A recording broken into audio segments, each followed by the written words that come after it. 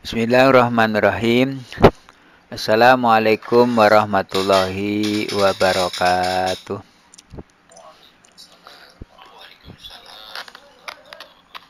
Alhamdulillah. Alhamdulillahilladzi hadana li hadza wa ma kunna linahtadiya laula an hadanallah.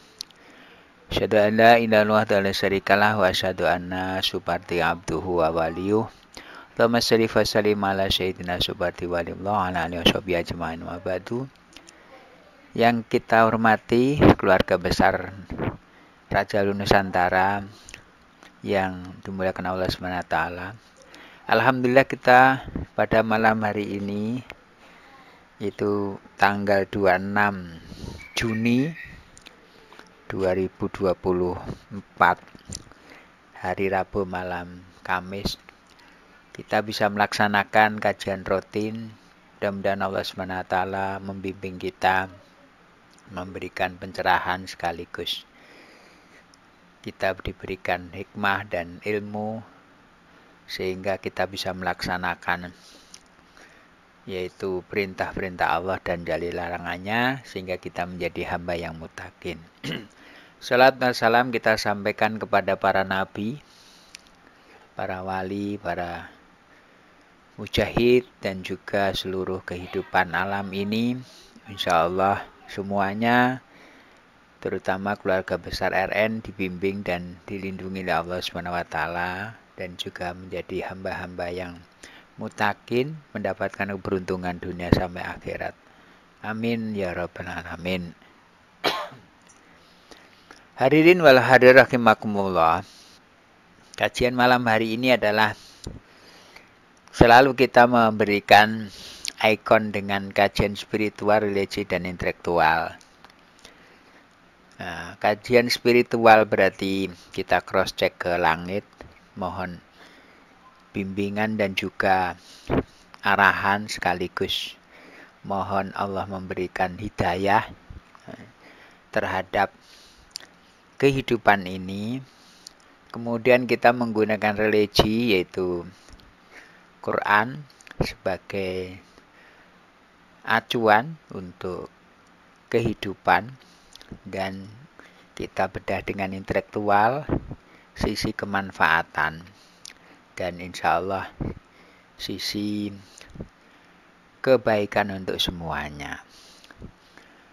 Kemudian pada malam hari ini kita mengambil konsep kewalian dalam menuntaskan krisis multidimensi, tauhid, ibadah, ekonomi, dan kemanusiaan. Kita mengacu kepada surat Al-Ikhlas karena kaitan dengan tauhid. Bismillahirrahmanirrahim. Qul huwallahu ahad, Allahu samad, lam yalid walam yulad walam yakul lahu kufuwan ahad. Qul huwallahu ahad, katakan Muhammad bahwa Allah itu esa. Allahu samad, Allah tempat berlindung. Lam yalid walam yulad, tidak beranak dan tidak diperanakkan. Walam yakul lahu kufuwan ahad, tidak ada yang menyerupai, yang menyamai dengan seorang apapun. Ini adalah konsep ketauhidan yang nanti itu kita akan memberikan solusi dari sisi tauhid, kemudian kita juga dari sisi moralitas ibadah, yang ibadah itu harusnya menjadi titik moralite, kemudian moralitas itu harus efeknya ke ekonomi dan kemanusiaan. Qul huwallahu ahad, maknanya Allah itu esa, keesaan Allah itu tunggal, keesaan Allah itu tidak bisa ditandingi siapapun. Keesaan Allah itu esa dalam zatnya, esa dalam sifatnya, esa dalam aktivitasnya, dan seluruhnya adalah Maha Esa. Artinya tidak ada intervensi kepada Allah, dan Allah itu memberikan keesaan yang mutlak. Kemudian Allahu Somad ini Allah menjadi gantungan dari seluruh makhluk. Allah menjadi gantungan seluruh makhluk kehidupan ini. Kemudian Allah itu lepas dari sifat manusia, lam yalid wa lam yulad, tidak beranak dan tidak beri peranakan. Jadi kalau manusia itu pasti dua-duanya beranak dan satunya juga dianakkan. Kalau orang laki itu diperanakkan, kemudian kalau perempuan itu dia diperanakkan dan akan beranak. Dan Allah luput dari sifat-sifat itu. Walam yakulahu kufuwan ahad, ini terus untuk seluruh makhluk tidak mungkin menyamai Allah Subhanahu wa taala dalam bentuk apapun. Hadirin rahimakumullah, kemudian kita memberikan semacam uraian bahwa Allah Somad, Allah itu tempat bergantung dari seluruh permasalahan. Jadi kalau masalah ini di dunia ini sebenarnya ada 3 tahapan. Ya, tahapan realita, ini adalah dunia semesta ini. Kemudian di atasnya tahapan realita ini adalah tahap metafisika dari alam di balik fisik. Di atas tahapan metafisika ini alam spiritual, alam teologi. Sebenarnya kalau kita mau menelusuri permasalahan dunia, permasalahan seluruh dunia itu jawabannya bukan di dunia. Jawabannya harus ke meta. Kalau meta tidak terjawab itu baru ke spirit. Jadi ada jawaban-jawaban itu. Maka ketauhidan ini menjadi tonggak pertama untuk kesehatan. Jadi bagaimanapun tauhid yang kokoh, yang kuat, tauhid yang kokoh ini mampu mendobrak meta dan merubah realita. Kemudian dari tauhid ini kita turunkan kepada ibadah. Wa ma khalaqtul jinna wal insa illa liya'budun. Tidaklah aku ciptakan jin dan manusia kecuali ibadah. Ibadah ini adalah hubungan antara hamba dengan Allah. Hamba dengan Allah itu bentuknya adalah ibadah. Maka ada ibadah maqdoh, ada ibadah ghairul maqdoh. Nah, ibadah maqdoh dalam Muslim itu 4. Sholat, zakat, puasa, haji, itu ibadah maqdoh. Nah, ibadah-ibadah ini sebenarnya adalah sumber dari moralitas. Bagaimana orang mengerjakan ibadah ritual, ibadah-ibadah yang disampaikan dengan ritualitas itu, selayaknya harusnya menjadi sumber moralitas. Karena cerminan dari tauhid itu tentu ibadah. Nah, cerminan dari ibadah itu akan muncul moralitas. Nah, moralitas ini yang nanti akan menjadi sumber perubahan. Nah, perubahan yang kita kehendaki itu ada 2. Kalau di sini dalam judul itu ada 2, ekonomi dan kemanusiaan. Ekonomi dan kemanusiaan itu adalah perubahan yang menjadi problem dalam kehidupan. Nah, kemudian dalam kaitannya dengan moralitas ini, kemudian kaitannya dengan ekonomi, maka dalam Islam itu zakat itu bagian dari solusi tentang perekonomian. Ekonomi yang baik itu adalah ekonomi yang memiliki kepemilikan individu Namun di dalam kepemilikan individu itu ada kepemilikan sosial yang namanya zakat. Zakat itu sebenarnya itu pemecah kebuntuan perekonomian secara ibadah. Jadi aqimus shalah wa itu zakah warka'u ma'rokin. Aqimus shalah wa itu zakah warka'u ma'rokin. Dirikanlah sholat dan tunaikan zakat dan rukuklah bersama orang-orang yang rukuk. Ini sebenarnya adalah bagian dari moralitas yang tercermin dalam ibadah. Kemudian ekonomi sendiri, ya, zakat itu juga ibadah, itu juga bagian dari aplikasi tentang ibadah. Nah, dalam Islam itu zakat itu ada haul dan nisab. Haulnya itu 1 tahun, nisabnya itu adalah minimal. Jadi kalau minimal pembatasan minimal ya zakat itu, zakat niaga itu 90 gram emas. Kalau emas sekarang ini nilainya 1 gramnya 1 juta, berarti kira-kira 96 juta kita sudah wajib mengeluarkan zakat. Dengan porsi zakat niaga itu 2,5%. Nah, kemudian kita ada juga zakat 5%, itu zakatnya pertanian dengan irigasi, kemudian pertanian dengan tanda hujan itu 10% zakatnya, kemudian harta rikas, harta terpendam itu 20% zakatnya. Jadi kalau kita punya penemuan atau kita menggali tanah ada emas 1 kilo atau 2 kilo, itu kita wajib mengeluarkan zakatnya 20%, termasuk harta rikas. Nah, ini juga bagian dari aplikasi dari ibadah. Kemudian dari sisi kemanusiaan. Nah, kemanusiaan ini juga kita sebagai manusia itu kan memiliki namanya ukhuwah. Ada namanya ukhuwah Islamiyah.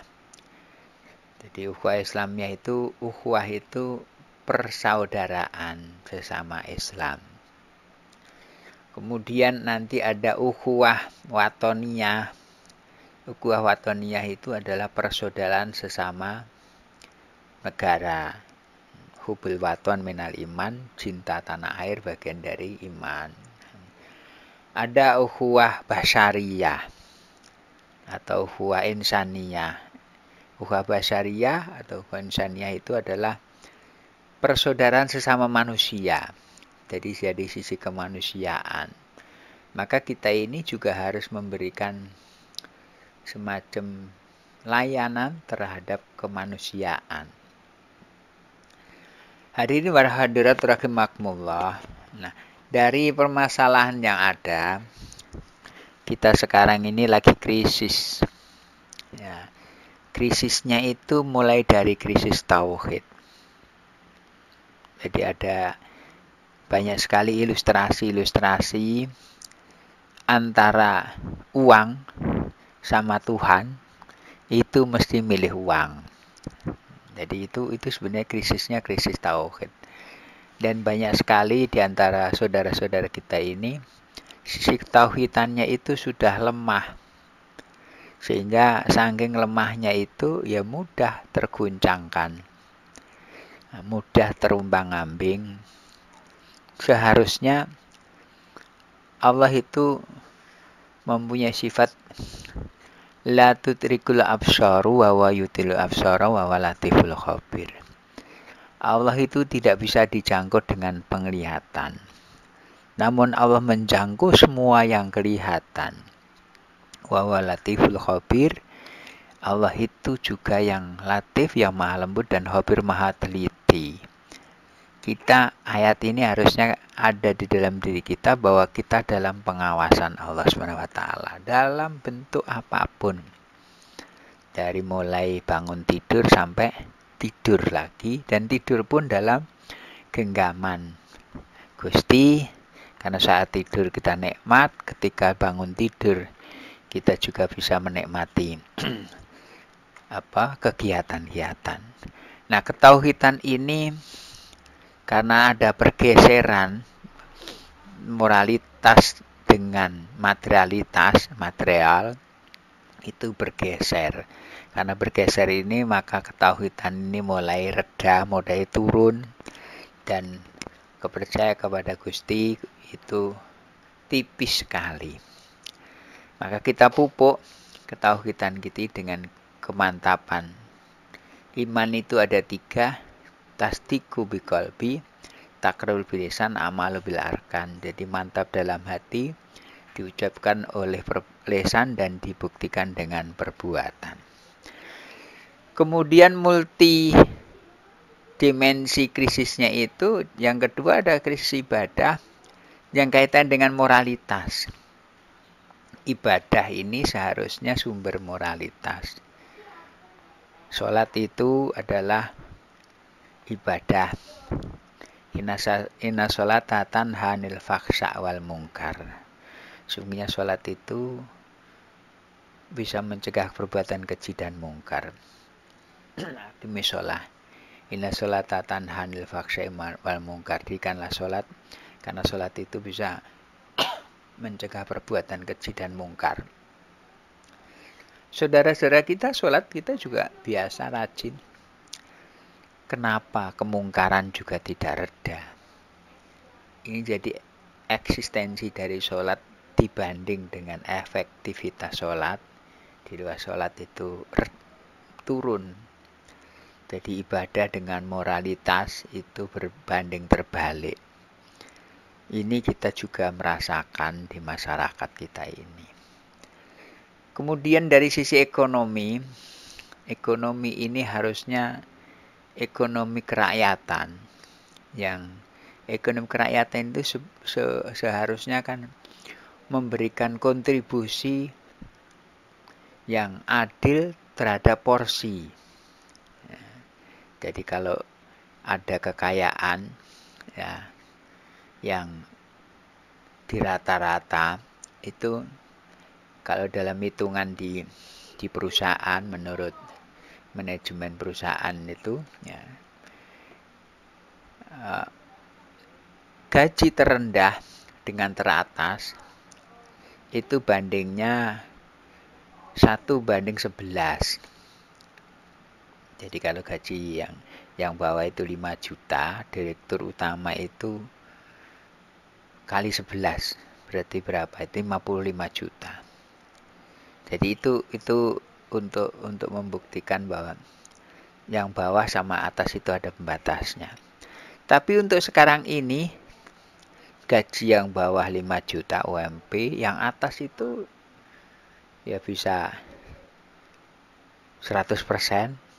Ya, kalinya bisa lebih.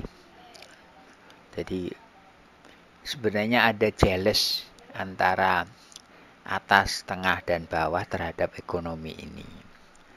Maka kita mendorong kepada saudara-saudara kita minimal doa, pemerataan, dan juga kesempatan diberikan kepada mayoritas untuk penyerapan terhadap ekonomi yang bermanfaat di arus bawah. Nah, jadi kalau dalam perekonomian ada 3 tingkatan, itu bawah, floor, kemudian middle, tengah, elit. Nah, elit ini harusnya memberikan regulasi untuk kepentingan bawah, kemudian middle ini pelaksana untuk kepentingan bawah. Namun kenyataannya yang elit ini dipakai untuk kepentingan pribadi dan golongan, yang tengah harusnya memfasilitasi kepentingan bawah malah dimanfaatkan karena mumpung ada waktu. Yang bawah ini enggak kebagian. Jadi program-program itu harus ke bawahnya itu minim sekali. Jadi keseimbangan dalam keperekonomian ini memang rentan banget. Sekarang ini lagi rentan. Kemudian di ekonomi ini kita juga punya kritik terhadap rate bunga bank itu sebenarnya adalah kesempatan untuk memperkaya funder karena sudah memiliki fixed income, namun akan terjebak dan juga memberatkan user pengguna karena ada floating tentang capital berbanding rate, modal dikalikan dengan nominal. Nah, sehingga hasil ketika di bawah nominal itu maka terjadi loss, ini ditanggung oleh user pengguna. Sementara kalau mendapatkan di atas rate itu aman. Nah, kebanyakan kondisi sekarang karena krisis multidimensi ini perekonomian juga rendah, apalagi kena corona, kena reses dunia dan semuanya itu pasti di bawah dari rate. Nah, ini terjadi loss. Nah, loss inilah yang akan mengakibatkan tingkat usernya dari sangat rendah pendapatannya sehingga menjadi ambruk bareng. Jadi rate bunga itu sekarang ini saking beratnya sudah memberatin. Terutama negara-negara yang keberatan sekali karena utang banyak, mau nggak mau pengembalian utang ini tinggi dan untuk usaha yang lainnya itu sangat rendah. Jadi dari sisi ekonomi kita juga memiliki krisis ekonomi. Kemudian di dunia kita ini juga banyak sekali inflasi, nilainya rendah, ya, jadi terjadi inflasi, ya, sehingga rendah nilainya dan ini menjadi PR buat kita semua. Mudah-mudahan kita juga mendapatkan solusi yang terbaik untuk sisi ekonomi. Kemudian yang mengerikan dan mengkhawatirkan ini adalah sisi kemanusiaan. Sisi kemanusiaan ini kita juga punya krisis moral jauh banget. Jadi saudara-saudara kita kalau mengaca kepada saudara-saudara kita di internasional, ya, di Palestina dengan Israel, Rohingya dengan Myanmar, dan banyak sekali problem-problem kemanusiaan ini yang sangat-sangat masih ya perlu perhatian khusus. Jadi manusia dengan manusia itu harusnya saling membantu. Nah, manusia dengan manusia itu adalah saling membunuh. Nah, perang itu jadi proyek karena menjual dan menyediakan senjata pemusnah yang diproduksi oleh negara-negara, kemudian negara yang lain membeli untuk ini memang harusnya hanya untuk jaga diri. Tapi sekarang ini sudah lari kepada sisi manusianya juga sangat rendah sekali. Maka dari itu kita harus peduli kepada sesama, ya minimal lingkungan keluarga, lingkungan masyarakat terdekat kita. Kita selalu mohon kepada Allah agar diberikan semacam lindungan, bimbingan, dan juga dijauhkan dari fitnah-fitnah. Ini kerjaan yang agak berat, ya, agak berat sekali. Namun di era new concept order,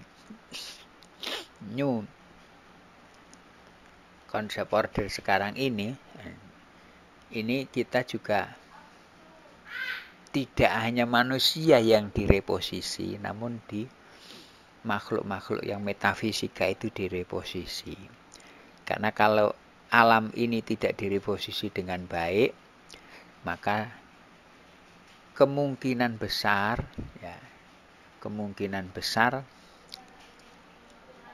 penyelesaian permasalahan ini juga akan lambat.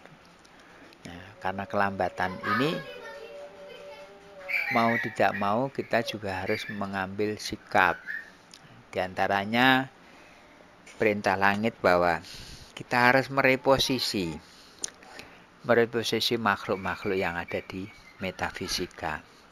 Karena kejahatan manusia itu sebenarnya nggak ada, karena makhluk manusia dengan manusia itu saling ruhamau bainahum, saling sayang. Kenapa ada? Karena dimasukin atau diintervensi oleh makhluk-makhluk meta. Nah, makhluk-makhluk meta ini sekarang lagi di pemetaan, ditempatkan di zonanya masing-masing, sehingga persentase kebaikan manusia akan meningkat. Semoga sisi tauhid, ibadah, ekonomi, dan kemanusiaan itu menjadi peningkatan yang signifikan. Nah, terutama adalah sisi kemanusiaan. Sisi kemanusiaan dunia nanti akan naik. Kenapa? Karena satu di antara kita saling menjaga, saling memberikan safety. Kemudian makhluk-makhluk meta itu juga dalam pengawasan dan penempatan, sehingga nanti semua itu ada koridor-koridor yang mungkin step by step sudah akan diselesaikan. Krisis dunia ini diharapkan secepatnya terselesaikan, mulai dari krisis tauhid, ibadah, ekonomi, dan kemanusiaan. Nah, ini juga secepatnya diselesaikan di lingkungan kita yang paling dekat, Nusantara dan juga dunia. Insya Allah tahun ini, tahun 2024 ini, 2024 ini, insya Allah cepat selesai semua. Maka kerja keras kita semua adalah memohon kepada Allah dan sekaligus aktivitas untuk mengendalikan dan sekaligus membackup manusia dari sisi kebaikan-kebaikan yang begitu banyak, moralitas dan juga ketauhidan itu harus dikuatkan sekali lagi, sehingga efeknya ekonomi dan kemanusiaan akan balancing. Jadi kalau nanti sudah balancing, maka itulah kemakmuran, keadilan akan kita dapatkan di masyarakat lingkungan kita. Mungkin untuk paparannya kita sampai ini dulu. Kita lanjutkan dengan tanya jawab supaya kita juga punya menggali dari saudara-saudara kita yang lain untuk meluaskan cakrawala kita berpikir tentang fungsi dan tugas kita sebagai hamba Allah di era konsep kewalian ini adalah menuntaskan semua permasalahan, dan permasalahan ini nggak akan selesai jikalau tidak kita memulai. Nah, kita harus memulai supaya kita juga punya progres. Nah, progresnya sampai mana. Dan Allah sendiri telah memberikan info kepada kita semua bahwa ayo kita bersama untuk jadi af'al. Ketika jadi af'alnya Allah, karena Allah ini yang maha semuanya, kita jadi af'alnya Allah untuk kebaikan semuanya, dan insya Allah tercapai, dunia ini akan damai, indah sentosa, dunia bagaikan surga. Dengan kemarin kita sudah presentasikan bahwa reposisi makhluk metafisika ini sudah diberikan rancangan yang bagus. Nah, pertama, rancangannya untuk iblis itu 100% kafir. Iblis 100% kafir. Kemudian setan itu 80%-nya kafir, 20%-nya munafik. Untuk yang jin itu 10%-nya kafir, 20%-nya kafir, 20%, 30%-nya itu munafik. Nah, 50%-nya itu mukmin, itu jin. Siluman itu ada peningkatan, 20%-nya itu dia kafir, 20%-nya itu munafik, 60%-nya itu mukmin. Untuk manusia, kita sebagai manusia itu 10%-nya kafir, 10%-nya dia munafik, 80%-nya adalah mukmin. Untuk malaikat itu 100%-nya itu mukmin. Nah, dengan porsi ini ya, dengan porsi ini sebenarnya kita sudah memberikan porsi untuk manusia. Yang dulu zaman kerasulan itu manusia itu porsinya itu 10%-nya kafir, 65%-nya itu munafik, 25%-nya itu adalah mukmin. Maka mukminnya zaman dulu itu hanya 25%. Nah, sekarang ini jumlah Muslim sedunia itu 8 miliar. Dan Islam sudah mencapai 2 miliar. Berarti 1/4 dari jumlah penduduk dunia itu sudah Muslim. 1/4. Kita nanti akan dinaikkan menjadi 80%. 80% itu berarti perjuangannya sekarang ini menggaet dari munafik menjadi mukmin itu 55%. 55%. Ini perjuangan nggak mudah, ini perjuangannya berat. Namun karena konsep-konsep ini sudah diturunkan dari langit untuk yang konsep walian, ya, maka ini sudah kita planningkan, kita jalankan dengan baik, kita monitor setiap saat, kita monitoring, dan setiap bulan itu ada progres-progres. Dan insya Allah tahun ini 2024 ini adalah tahun full.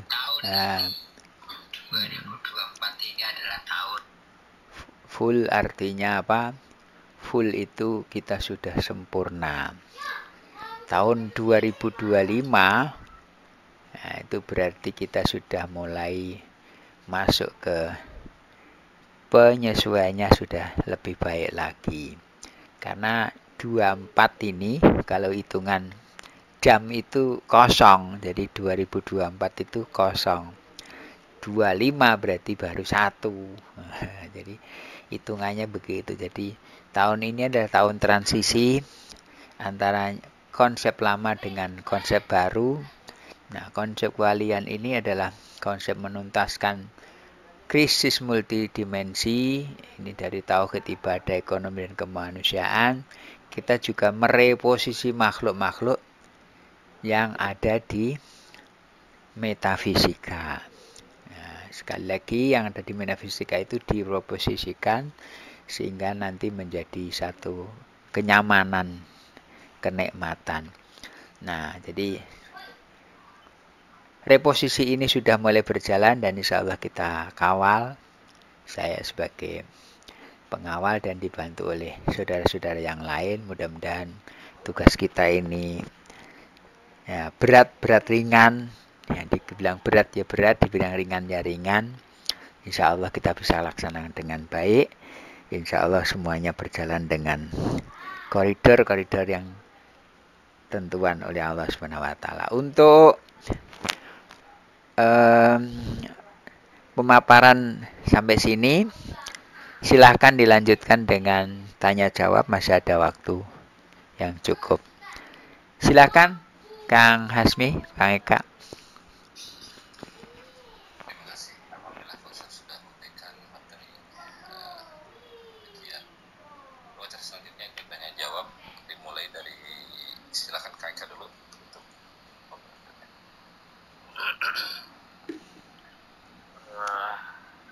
Terima kasih saudara-saudaraku. Kang Rahman silahkan naik, Kang Rahman, biar bisa ngobrol. Kang Rahman dari Kalijaga. Ya, Kang Rahman belum naik.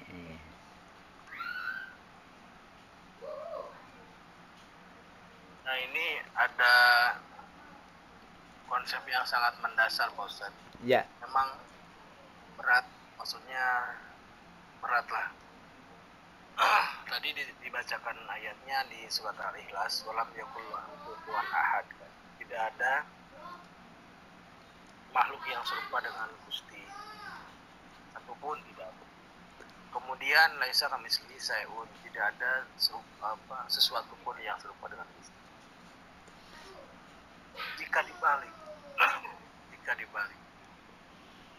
apakah Gusti punya hak untuk menyerupai makhluk atau bagaimana itu polanya? Ya. Jadi walam yakullahu kufuwan ahad itu sifatnya Gusti. Tapi disifati dari manusia gitu loh. Jadi Allah itu tidak akan disamain oleh siapapun. Kemudian laisa kamitslihi syai'un, tidak ada. Laisa itu maknanya juga tidak mungkin yang sama dengan Allah sedikit pun. Namun Allah itu punya otoritas yang lebih dari makhluk. Jadi kalau makhluk menyerupai Allah itu laisa. Laisa itu sebenarnya adalah tamani, nggak mungkin terjadi. Bagaimana kalau Allah menyerupai makhluk? Itu bebas untuk Allah gitu loh. Itu bebas untuk Allah. Kapan, di mana, dengan siapa, itu bebas untuk Allahnya. Sehingga ketika seorang hamba ditemuin oleh Gusti, itu bebas gitu loh. Artinya, satu contoh ya, ketika Nabi Musa alaihissalam di Gunung Tursina, itu lagi gelap, kemudian ada cahaya. Kemudian diparanin karena bilang sama istrinya, Siti Sarah, istriku tolong di sini dulu, itu kita kan dalam perjalanan ke Mesir ini kan perlu pelita, jadi di sana ada cahaya. Kayaknya ada cahaya, nanti saya bisa minta pelitanya atau minta apinya untuk dijadi lampu. Ternyata setelah diparanin, itu cahayanya hilang, Gusti yang ngomong. Ya Musa, aku ini Tuhanmu. Kamu yang akan saya suruh ke Mesir.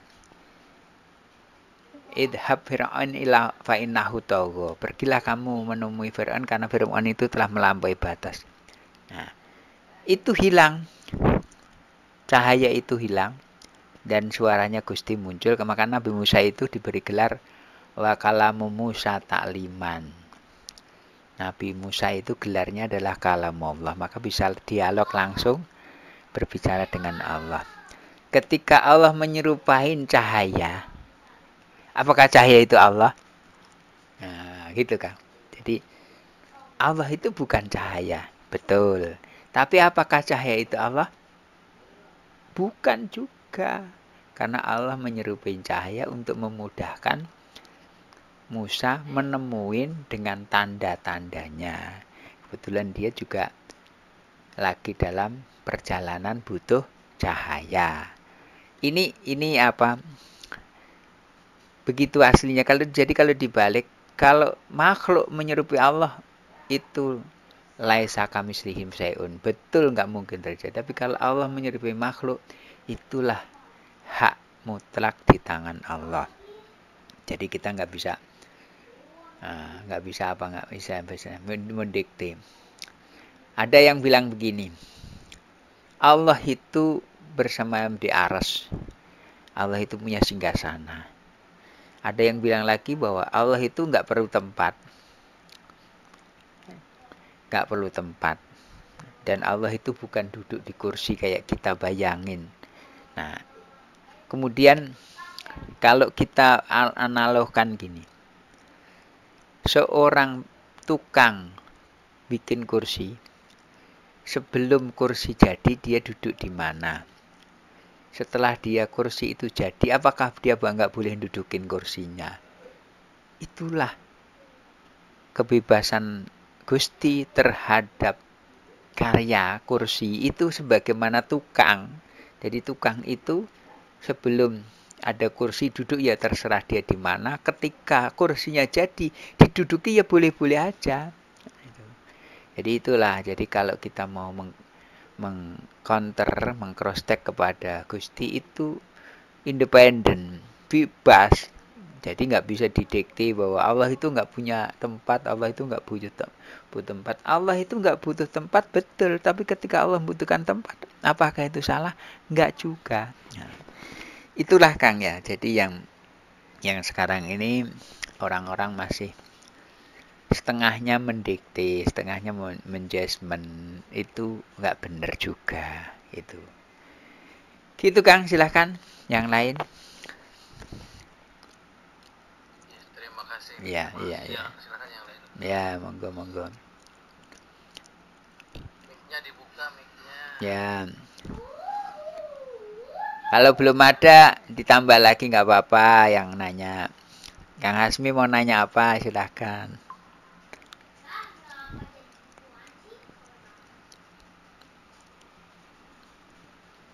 Tidak ada kayaknya bosan. Ya. Ya, belum ada. Ya, kalau belum ada Kang Eka boleh nambah lagi Kang untuk mancing yang lainnya. Silahkan.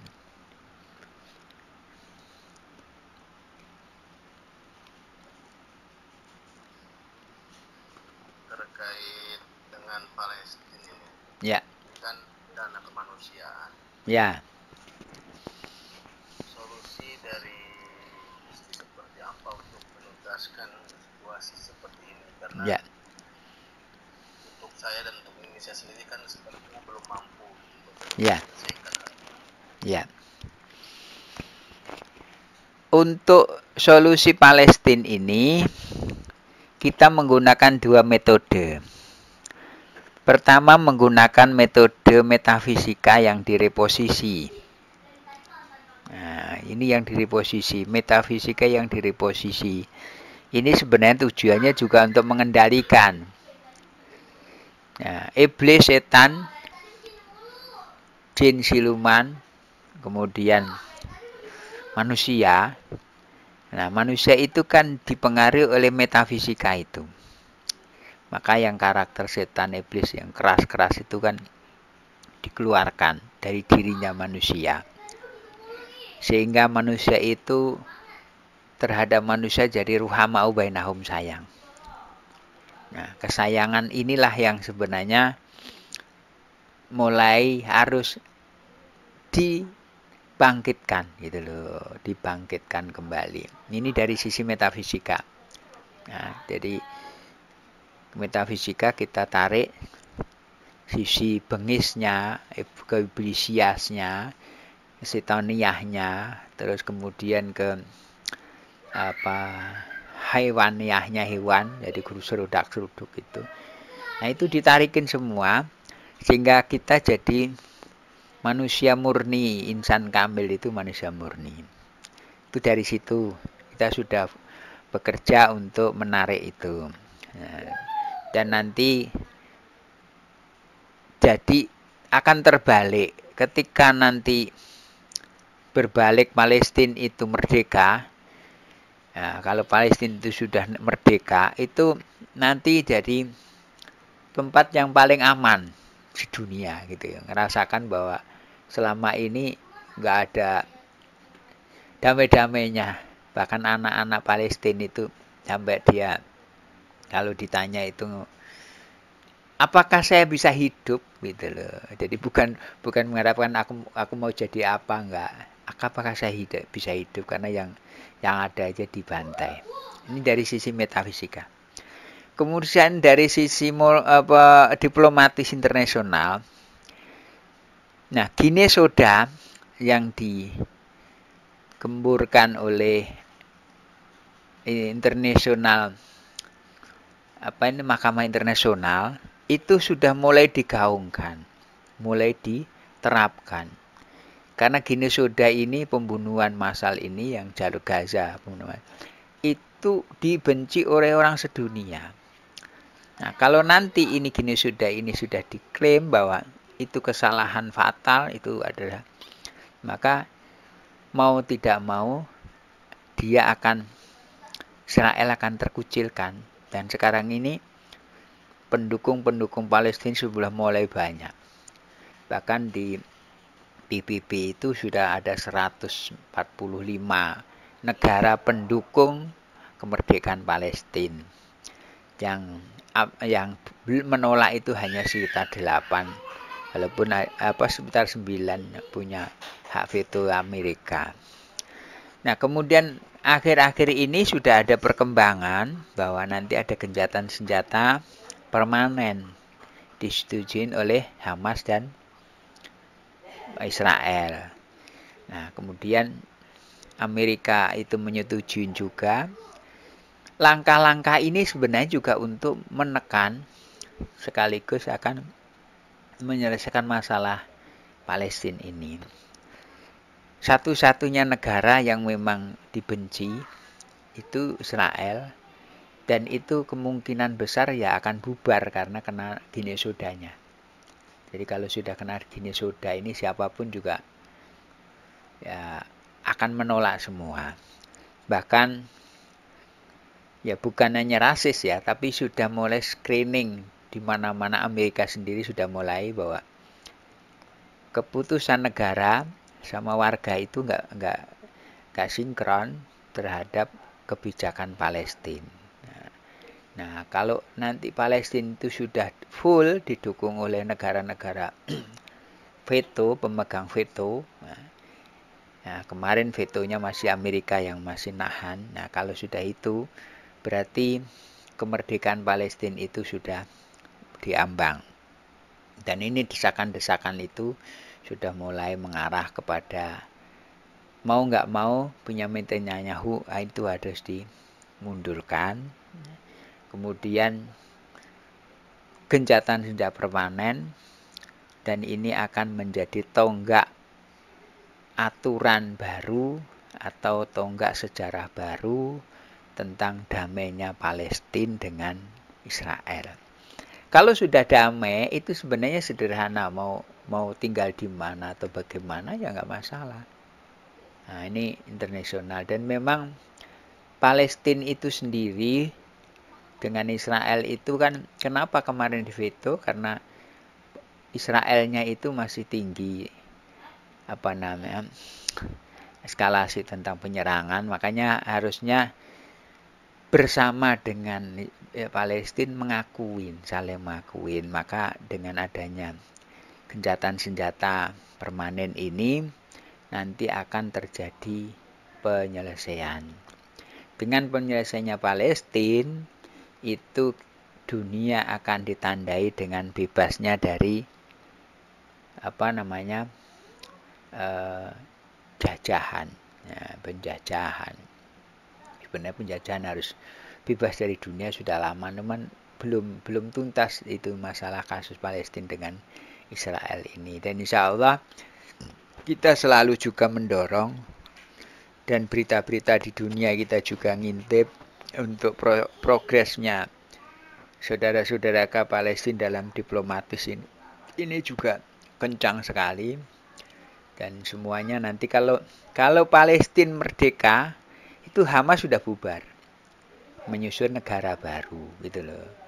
Nah, karena dengan negara baru, insya Allah orang-orang Palestina akan damai dengan orang Israel, dan orang Israel juga mengakuin dan damai dengan Palestina. Itu tandanya kemerdekaan yang abadi di alam ini. Dan juga dengan kemerdekaan Palestina itu sebenarnya akan mengurangi perang, ya. Nah, akan mengurangi perang. Jadi perang ini sekarang ini kan perang kan masih menjadi proyek kan, ya, menjadi proyek. Tapi akhir-akhir ini perang itu sudah mulai dibenci, ya, semua sudah mulai membenci, sehingga lebih bagus menataan ekonomi. Jadi kalau ekonomi sudah tertata dengan baik, nanti orang sudah nggak akan perang, karena perang itu dulu dari mulai zaman dulu kan hanya untuk mengambil ya minyak, ngambil hasil bumi dan semuanya. Nah sekarang ini nanti dunia sudah mulai sedikit perang, tidak ada perang, adanya adalah karya untuk menuju kepada memaksimalkan karyanya manusia itu untuk berlomba dalam kebaikan, sehingga nanti nuklir itu bukan untuk senjata pemunas massa, namun nuklir dijadikan untuk listrik, untuk kesehatan, dan pabrik-pabrik yang amunisi itu bisa dikendalikan, digantikan menjadi pabrik-pabrik yang menghasilkan energi yang terbarukan, energi yang diproduksi dengan ini, sehingga krisis energinya kita rendah. Nah, dunia nanti ke depan itu akan muncul dunia green, baru dunia hijau, berarti pembakaran fosil rendah, dan nanti listrik dengan baterai itu akan menjadi pengganti dari pembakaran fosil. Ini kaitannya dengan perubahan besar-besaran. Nah, ini termasuk perang ini akan diselesaikan. Karena mau nggak mau perang kan nguras nyawa, nguras tenaga, nguras keuangan, dan semuanya. Nah, ini buktinya Israel yang punya alat canggih secanggih itu, besar-besaran, gempur Hamas nggak kelar-kelar bertahun-tahun. Ya, itu berarti kan terjadi apa? Di luar dari dugaan. Nah, dan yang hancur bukan hanya Hamas, tapi ya Palestina juga, Israel juga hancur. Jadi yang menang jadi rendang, yang kalah jadi rempah. Nah, itu perang. Maka nanti dengan kita mendorong perang selesai, maka krisis kemanusiaan ini akan teratasi dengan baik, karena saling ruhama'u bainahum, saling sayang di antara kita. Gitu Kang, ininya solusinya ya.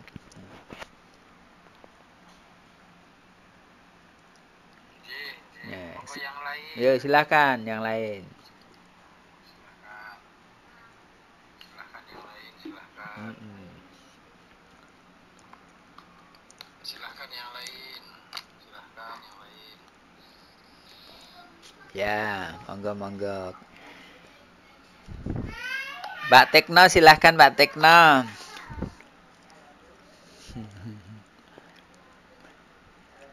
Ada yang tanya nggak? Lanjut. Oh ya, nggih.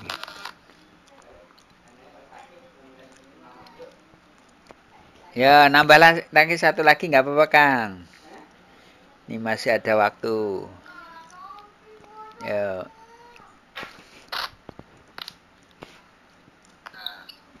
Sekarang masuk keluar ke dalam negeri. Ya.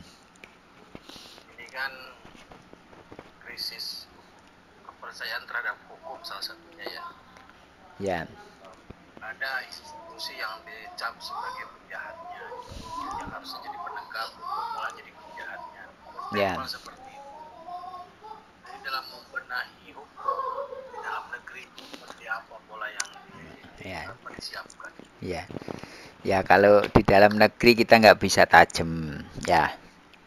Karena masih nggak bisa tajam. Ya sebenarnya konsep-konsep penegakan keadilan, keamanan, pendidikan dan kesehatan itu kan satu satu level yang harus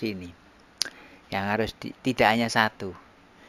Jadi sisi keadilan itu harus ditegakkan, keamanan harus ditegakkan, kemudian pendidikan, kesehatan dan kesejahteraan. Jadi ada 5, Kang. Dan jadi kalau untuk PR ke RI itu harus 5, nggak bisa 1. Jadi hukum, keadilan ini kan hukum ya. Aman, keamanan. Jadi adil, aman. Ini juga harus meliputi jadi keadilan, keamanan, pendidikan, kesehatan, dan dia sejahtera. Jadi harus ada 5. Kalau cuma di amputasi hukum aja nggak jalan. Hukum itu efek dari semuanya. Nah, reward and punishment itu betul ditegakkan, tapi harus melalui pendidikan yang baik, keteladanan yang baik, gitu kan. Kemudian kesehatan juga harus sehat, kemudian harus sejahtera, aman, ya, baru adil. Jadi puncaknya memang adil, tapi kakinya adil itu harus aman, mendapatkan pendidikan baik, mendapatkan kesehatan, dan mendapatkan fasilitas untuk kesejahteraan. Kalau sejahteranya nggak dapat, kesehatannya mahal, pendidikannya mahal, keamanannya susah. Kalau sudah keamanan susah, dapat nggak keadilan? Nggak dapat. Karena semua mengamankan masing-masing. Jadi ada yang untuk ngamanin, kalau ketangkep ya baru dibagi-bagi, itu kan ngamanin juga. Jadi ini tidak bisa. Karena itulah makanya lininya itu harus dibedah semua. Jadi lini-lininya harus dibedah. Kalau hanya amputasi di hukum nggak bisa berdiri sendiri. Kebijakan tidak bisa hanya berdiri sendiri, itu nggak bisa. Namun harus semuanya. Nah, kalau di sini ranah kita ya kita belum sampai ranah ke situ ya. Karena kita masih berdoa aja. Mudah-mudahan tahun ini juga diselesaikan krisis-krisis kita. Dan di negara kita juga kan sama itu, hampir mirip dunia, krisis keuangan. Kita juga mengalami inflasi. Dolar itu diperkirakan dari 17 sampai 20 ribu krusnya. Ini juga akan menjadi ketimpangan sosial. Nah, mau nggak mau kan akan mempengaruhi daya beli, akan mempengaruhi kalau daya beli rendah, kemudian kebutuhan mendesak, itu juga mempengaruhi keamanan. Nah, kemudian masih banyaklah problem-problem, tapi kita nggak ranahnya sampai situ. Ranahnya kita sebagai orang yang berbenah, kita berbenah secara kekeluargaan dulu, keluarga RN berbenah dulu. Kita sembari mendoakan. Ya, mendoakan negara kita ini menjadi negara yang baldatun thayyibatun warofun ghafur. Nah, penyelesaian masalah itu tidak hanya bisa dilakukan dengan satu kepemimpinan nggak bisa, harus masyarakat juga. Jadi sama, floor, middle, dan high. Nah, jadi elitnya harus berupaya untuk meredam dan juga meneladani keteladanan. Nah, bagaimana mau meneladani yang di atas juga korupsi? Ini juga susah. Yang di tengah sebagai pegawai-pegawai, para pelaksana hukum dan semuanya, ini jangan lihat atas. Lihatnya adalah Anda itu diberi amanah untuk menetapkan dan melaksanakan hukum. Kalau dilihat atas, ya wah atas saja enak banget ya. Nah, yang di bawah juga begitu. Yang di bawah ini kita kan harus sabar. Karena floor yang paling banyak yang di bawah, harus sabar. Di samping sabar ya kita harus menerima kenyataan ini dengan usaha agar mendapatkan minimal meringankan diri kita. Mungkin kita nggak bisa menjangkau Indonesia, ya kita menjangkau diri kita sendiri dulu.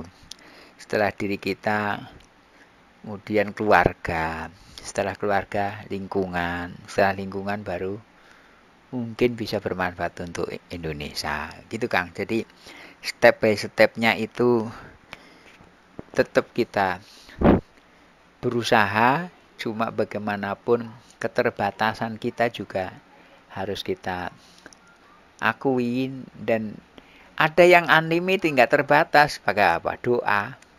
Kalau doa itu luar dalam luar itu bebas ya. Jadi kita juga leluasa.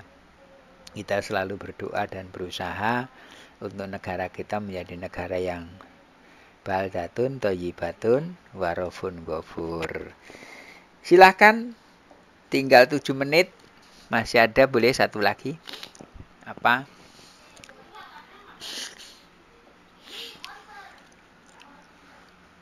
Silahkan.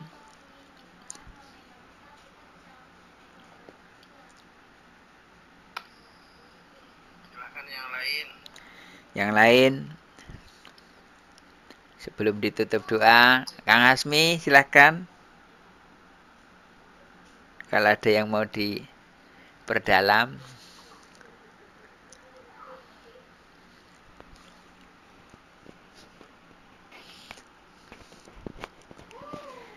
Ya, kalau nggak ada, mungkin kita akhiri.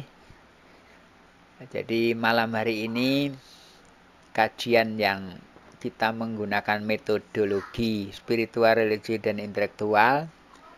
Nah, dengan judul konsep kewalian dalam menuntaskan krisis multidimensi, tauhid, ibadah, ekonomi, dan kemanusiaan.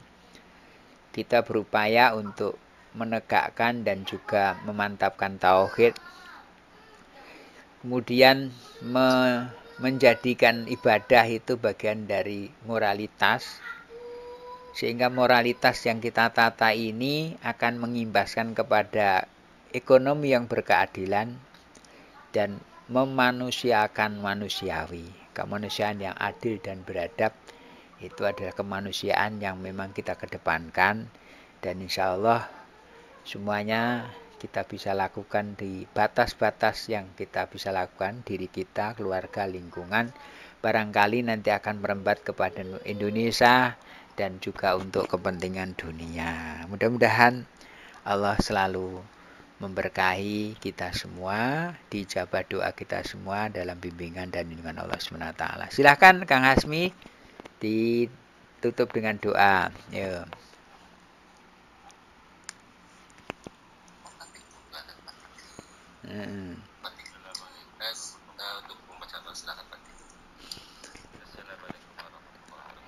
Waalaikumsalam warahmatullahi wabarakatuh.